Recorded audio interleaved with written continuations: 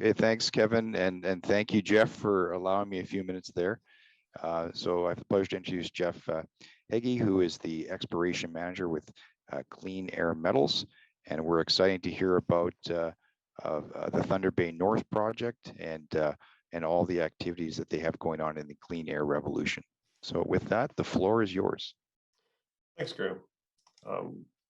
All right, so we'll end the day with Thunder Bay North project, which is a nickel copper PG project located about 50-60 kilometers northeast of Thunder Bay, so quite close to Thunder Bay. There will be forward-looking statements within the presentation, so take that under consideration. Clean Air Metals, the executive chair is Jim Gallagher. Jim was most recently CEO of North American Palladium, which operated the Lactazil mine. And then the CEO and director is Abraham Drost, who was recently director of Carlisle Goldfields. At the time, it was purchased by Alamos Gold. A little bit on our capital structure. There's about 167 million shares issued. Cash on hand at the end of October was about 6.5 million. So that's sort of the capital structure and where we're sitting for finances. Going back to the location, the Thunder Bay North project occurs in the Mid-Continent Rift, the 1.1 billion-year-old rift that's centered on Lake Superior. Thunder Bay North project sits here. Crystal Lake, Gabbro, which hosts another copper nickel resource to the southwest of us here. Tamarack, which is currently being explored by Talon Metals, and Eagle deposit occurring across the lake under Lundin. So those are all of the same age. For reference, Lactazil mine complex sits about 50 kilometers north of the Thunder Bay North project. And then Marathon complex sitting at Marathon to the east of us. So the Thunder Bay North project was consolidated by Benton Resources in end of 2019 into 2020, and then rolled into Clean Air Metals. It was originally two projects that were held by Panoramic PGMs and Rio Tinto. Panoramic held the current deposit, which is sort of defined by 167,000 meters of drilling and 674 holes that was discovered in 2007, 2008, with exploration continuing on to about 2015, when things slowed down. And then the Escape deposit, which is adjacent to it, was explored by Rio Tinto during the same time. Both projects sort of had waning interest, lasted a while, and Clean Air was able to, or Benton was able to amalgamate those together to make the TBN project, which Clean Air Metals has been currently operating the last year. So the Thunder Bay North intrusive complex consists of a series of mafic ultramafic intrusions. There's two main chonoliths, the current chonolith located here, and the Escape Lake chonolith in the center of the screen. There's another little complex to the west, Lone Island Lake, and there's a series of intrusives that connect all these together along a regional structure that controlled the emplacement. So on the current lake deposit, there's a 43101 resource update completed in January of 2021. And since then, there's been a bulk sample or sampling done for metallurgical work, and then we've done some additional infill drilling on current lake just to sort of confirm continuity of mineralization. Ongoing work on the Escape deposit, there was a 43101 released January 20th in 2021. And then continued exploration since then, expanding on the step out of the indicated resource and infilling on the inferred resource. Ongoing with the project is the potential for massive sulfides. We'll expand on that a little bit more later in the presentation. So current deposit has some spectacular grades. Some historical holes show that BL10 197. We've got about 14 meters of There's 2 meters of massive sulfide in the interval sitting at the bottom of the intrusion, sitting at about 3% nickel and combined about 90 grams platinum palladium. That's one of the mineralization occurrences in current. If we look over at the escape deposit, we get similar massive sulfide. Doesn't quite have the same grade, but we've got 3-4 meters of sulfide. We're averaging about 12 grams combined platinum palladium, and 1.5 or 1.2 nickel, and 2.4% copper. So both these systems have the potential to produce massive sulfide of very high tenor. So there's a news release on January 20th in 2021, just updating the resource using some of the infill drilling and then a preliminary resource for the Escape Lake deposit. Came up with a total indicated resource of 16 million tons at a grade of 3.5 grams platinum equivalent, which equated to about 1.8 million ounces platinum equivalent contained. With that, there was an inferred resource of 9.8 million tons at an average grade of 2.1 grams platinum equivalent, or for about 600,000 contained ounces of platinum equivalent.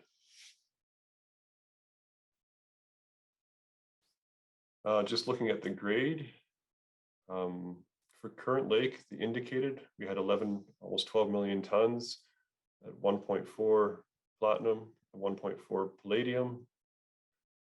Indicated in escape, we had about 4 million tons at a combined grade of 6.1 platinum equivalent, or about 3.6 palladium equivalent.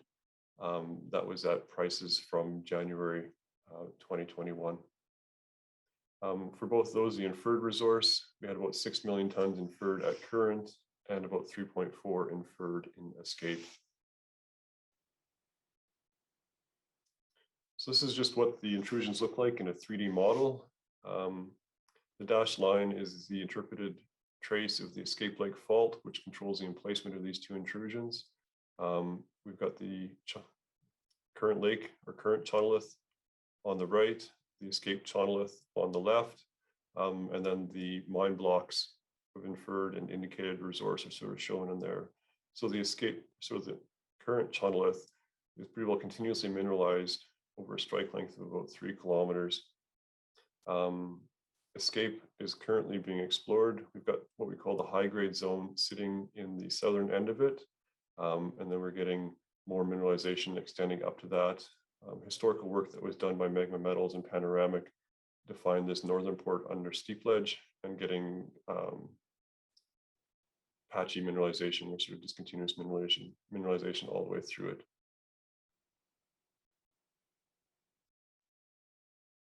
So these are just some of the ore zones that are put into the resource estimate, just showing the plan view map of that.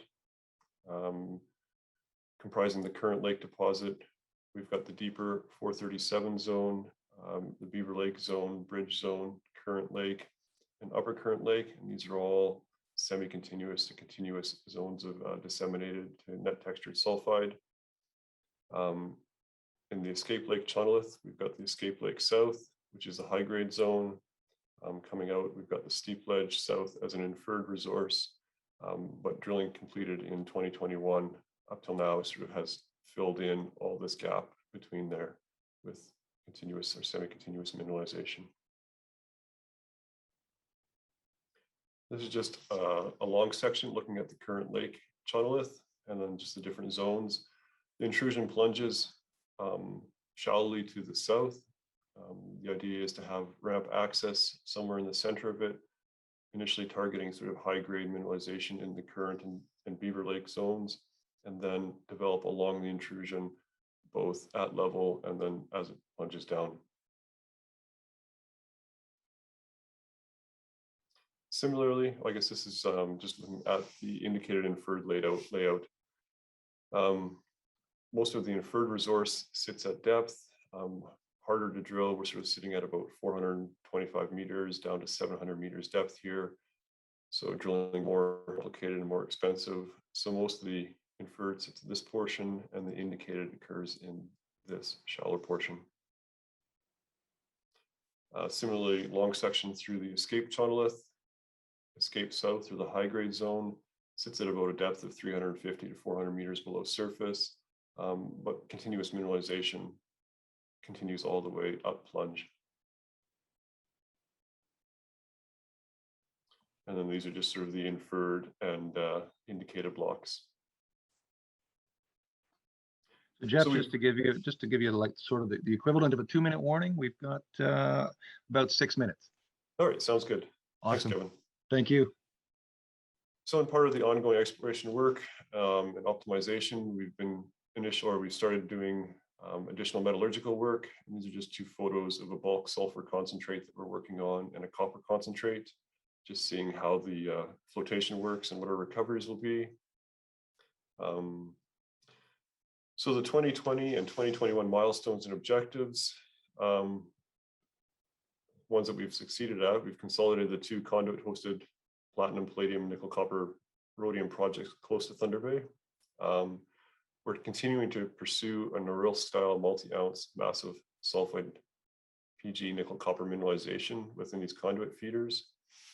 We completed a 43-101 resource update in Q1 of 2021.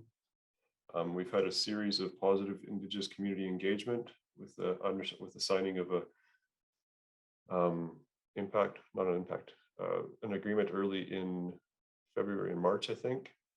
And then we've had ongoing multi-drill exploration program in 2021 for resource expansion, resource upgrade.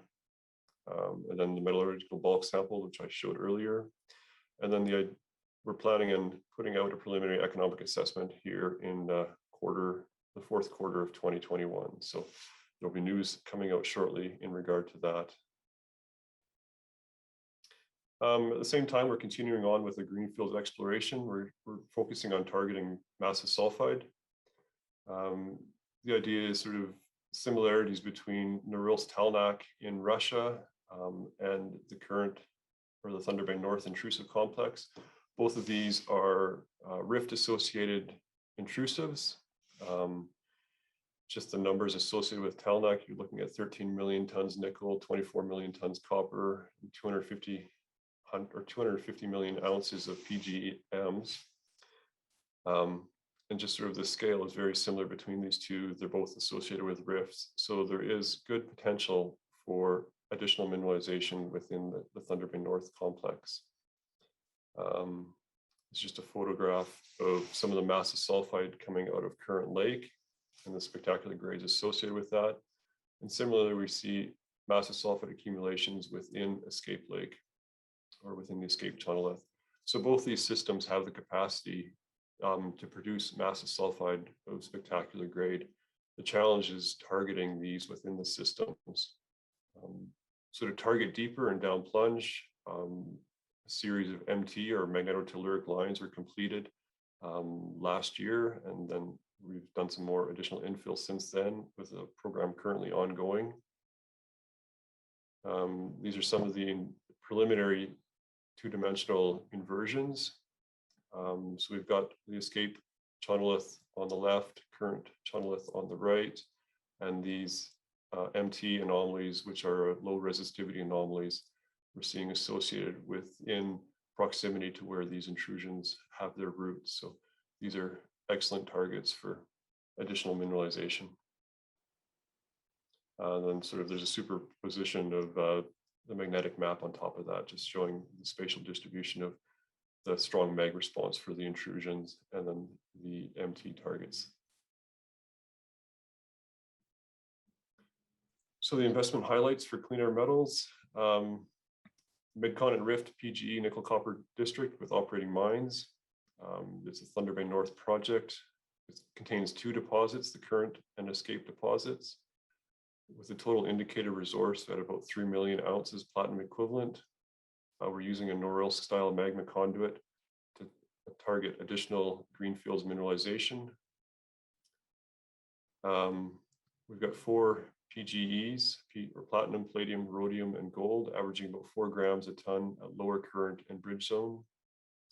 We've got an accomplished management team, and we're well financed, and a social license to explore with written communication protocol with 3 local First Nation communities that are active in the area.